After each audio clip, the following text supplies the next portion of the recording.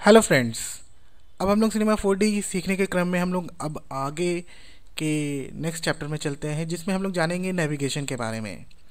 तो basically navigation is a two handed operation. दोनों हाथों से ही काम कर सकते हैं। ये दो हाथों से काफ़ी एक्टिव प्रोसेस होता है। इसमें सिनेमा 4D के स्पेस में आप जब नेविगेट कर रहे होते हैं, और इसमें काफ़ी अच्छे अच्छे शॉर्टकट्स के बारे में भी मैं आपको बताऊंगा। इसमें जैसे आपका जो एक्सपीरियंस है ओवरऑल सिनेमा 4D में, ये काफ़ी अच्छा इन्हांस हो जाएगा। तो इसमें आप देख रहे हैं जो हमारा जो ये ग्रे एरिया है, इसको हम लोग व्यू पोर्ट बोलते हैं।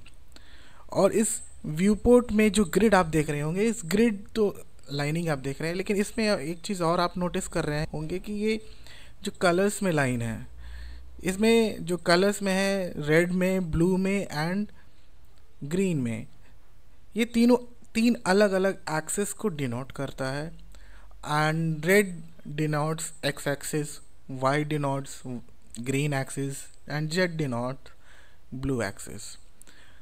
एंड इस चीज़ को याद रखने का सबसे सिंपल तरीका ये है X Y Z R G B. X is R, Y is green and Z is blue.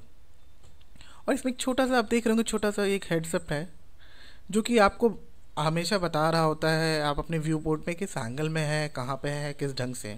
तो ये भी आपको काफ़ी हेल्प कर देगा जानने में।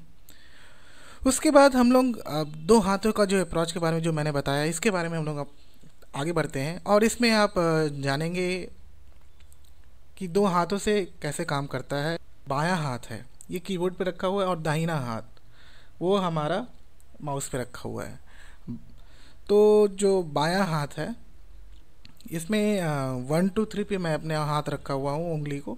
और जो दाहिना हाथ है उसका लेफ़्ट माउस बटन, तो आप जैसे 1 दबाएंगे एंड फिर लेफ़्ट माउस बटन दबा के आप इधर उधर करेंगे, तो ये प्रोसेस जो होता है, ये जो हो रहा है, इसको हम लोग पैनिंग कहते हैं। उसी तरह मैं 2 दबाता हूँ एंड देन फिर लेफ़्ट माउस बटन दबाता हूँ एंड देन फिर इधर उधर कर रहा हूँ, तो आप देख रहे हैं in and out, zoom in zoom out हो रहा है। उसी तरह 3 में दबाता हूँ and then left mouse button दबाते हुए मैं इधर उधर कर रहा हूँ। तो अब आप नोटिस करेंगे कि हमारा जो सेंटर ऑफ जो व्यू पोर्ट है, उसके अबाउट ये हम लोग अभी मूव कर रहे हैं। इसमें दो तरीके से होता है। चलिए मैं आपको एक एग्जांपल देके समझाता हूँ। अभी मैं क्यूब ले लिया एक तरह से। अभी मैं 3 दबा के इधर उधर मूव करूँगा, तो आप ये जो सेंटर है, यहाँ पे कुछ यहाँ पे है सेंटर, इसके अबाउट आप घूम रहे हैं व्यू पोर्ट में। लेकिन जैसे ही हम 3 दबाएं एंड ये इस कॉर्नर पे मैं कर दबा के लेफ़्ट माउस बटन दबा के एंड देन फिर इधर कर रहा हूँ, तब हमारा सेंटर शिफ्ट हो गया है। तो ये चीज़ है, ये डिफरेंस है। अब आपका जो ऑब्जेक्ट में जो सरफेस है इस कॉर्नर पे, इस पे अब हमारा जो रोटेशन एंगल है बिल्कुल यहाँ से वहाँ शिफ्ट हो चुका है। अगले पड़ाव पे चलते हैं, जिसमें हम लोग मिडिल माउस बटन के बारे में जानेंगे। मिडिल माउस बटन जो है, आपको अभी हमारा एक एंगल ऑफ व्यू है, जो इसको हम लोग पर्सपेक्टिव बोलते हैं। इसी तरह हमारे पास जैसे मैं अभी मिडिल माउस बटन दबाता हूँ, तो इसमें आप पैरेलली देख रहे होंगे top view, front view and right view. तो ये 4 अलग अलग एंगल हैं, एक पर्सपेक्टिव एंगल। तो इस पे आप 4 अलग अलग व्यू पॉइंट आपका आ जाता है। और इसमें आप जैसे इस पे जाना है हमें फ्रंट पे, तो फिर से मैं इस पे जाके मिडिल माउस बटन दबाया एंड देन फिर आप उस पे चले गए। आपको फिर से दूसरे एंगल चेंज करना है, तो आप फिर से मिडिल माउस दबाएं। मुझे पर्सपेक्टिव में जाना है, फिर मैं वहाँ जाके फिर से मिडिल माउस बटन दबाया, तो फिर मैं पर्सपेक्टिव में आ गया। उसी तरह इसके कीबोर्ड शॉर्टकट्स हैं, बहुत आसान है। इसमें बेसिकली क्या है कि हमारा पर्सपेक्टिव से स्टार्ट होता है and top view, front view, right view. तो F1, F2, F3, F4 ये फंक्शन कीज़ जो हैं, मैं उसकी बात बोल रहा हूँ। तो फंक्शन कीज़ में जैसे मैं F1 दबाऊंगा तो पर्सपेक्टिव आएगा, F2 दबाऊंगा तो टॉप व्यू आएगा, F3 दबाऊंगा तो फ्रंट व्यू एंड F4 दबाऊंगा तो राइट व्यू एंड F5 दबाऊंगा तो ये टोटल एक साथ आ जाएंगे, जैसा अभी हमारे पास है। चलिए मैं करके दिखाता हूँ। अभी मैं F2 दबाया तो ये टॉप व्यू आ गया। F3 दबाया, राइट व्यू आ गया। F4 दबाया, फ्रंट व्यू आ गया। F1 दबाया, पर्सपेक्टिव व्यू आ गया। एंड F5 दबाया, तो ये चारों आ गए। अब हम लोग एक बहुत इंपॉर्टेंट टूल के बारे में जानेंगे। पहले मैं F1 दबा के पर्सपेक्टिव व्यू में आ जाता हूँ। तो आप इसमें देख रहे होंगे ऑब्जेक्ट हमारा सिलेक्ट किया हुआ है ऑब्जेक्ट मैनेजर के थ्रू। तो इसमें जो रेड एक्सिस बैंड जो है इसको मैं सिलेक्ट करता हूँ और इसके अलॉन्ग मैं मूव करता हूँ। तो आप देख सकते हैं इसके अलॉन्ग मैं ड्रैग कर पा रहा हूँ एक्स एक्सिस के अलॉन्ग।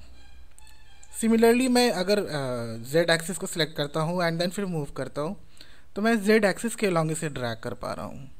एंड सिमिलरली ये वाई एक्सिस के अलॉन्ग।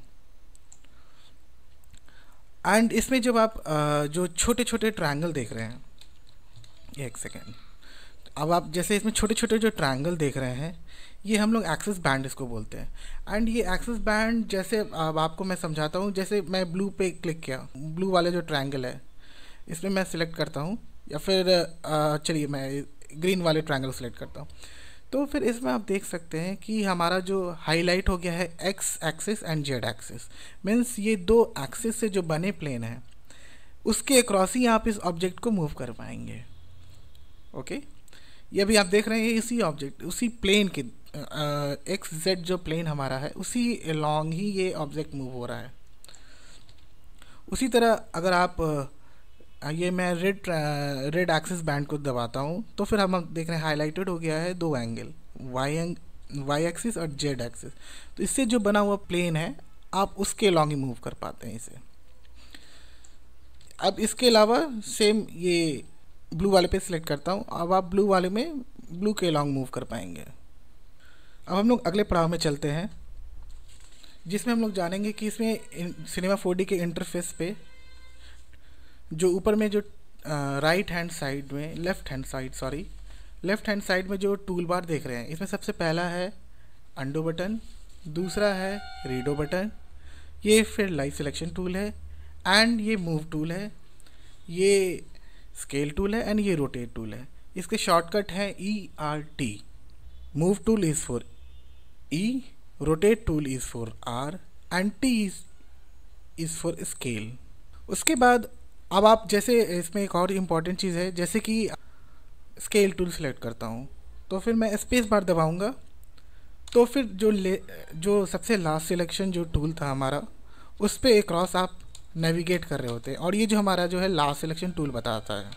और एक सबसे इम्पॉर्टेंट एक चीज़ समझाता हूँ, जैसे ये रोटेशन टूल मैंने सेलेक्ट किया, एक्स एक्सिस जो है, अब एक्स एक्सिस जो हमारा रेड है, इसमें अगर मैं रेड वाले को सिलेक्ट करता हूँ, रेड वाले बैंड को, एंड देन फिर ऑब्जेक्ट को घुमा रहा हूँ तो फिर आप देख रहे हैं कि सिर्फ ये एक्स एक्सिस के अलॉन्ग ही ये ऑब्जेक्ट घूम रही है। सिमिलरली मैं अगर ग्रीन वाले जो वाई एक्सिस है उसके अलॉन्ग घुमाता हूँ तो ये वाई एक्सिस के अलॉन्ग ही ये घूम रही है। उसी तरह मैं Z पे क्लिक करता हूँ एंड देन फिर Z के अलॉन्ग ही ये घूमेगा। इस तरह से ये रहा, ये Z के अलॉन्ग घूम रहा है एंड ये Y के अलॉन्ग आप देख रहे हैं, ये Y के अलॉन्ग घूम रहा है एंड ये सिर्फ रेड वाले X के अलॉन्ग घूम रहे हैं। ये आपने समझ गया। उसके बाद एक सबसे इम्पॉर्टेंट चीज़ आप देखे होंगे जो यूजुअली आप वेरी यूज टू है, control Z and control Y। Control Z control Y undo and redo है, लेकिन आप जैसे इस चीज़ को मैं आपको थोड़ा ऐसे समझाता हूँ। जैसे मैंने अभी थोड़ा व्यू पोर्ट चेंज कर दिया, कुछ ऐसा रख दिया। अब मैं शिफ्ट कंट्रोल Z ये मैं दबाया तो अब आप देख रहे हैं कि हमारा व्यू पोर्ट भी साथ में चेंज हो रहा है। लेकिन सिर्फ मैं कंट्रोल Z अभी फिर से रीडो कर देता हूँ। अब मैं सिर्फ कंट्रोल Z दबाऊँगा तो सिर्फ ऑब्जेक्ट चेंजेस या फिर माउस क्लिक ही दिखाता है, इसमें व्यू पोर्ट चेंजेस नहीं दिखाता। अगर आप व्यू पोर्ट चेंजेस के अलॉन्ग ही अगर अंडो और रीडो करना है तो फिर आप शिफ्ट भी दबाएं। तो फ्रेंड्स, तो ये काफ़ी इंपॉर्टेंट चीज़ थी जो आपको हेल्प करेगा सिनेमा 4D के अंदर काम करने के दौरान, जो इसके इंटरफेस है इससे इंटरेक्ट करने में। और ये आपको अभी हम लोग को और भी काफ़ी कुछ जानना है, तो बने रहिए। और हम डू लाइक कोई चीज़ें हैं जो नहीं समझ में आया या फिर कोई फीडबैक है तो आप हमें नीचे कमेंट सेक्शन में दे सकते हैं।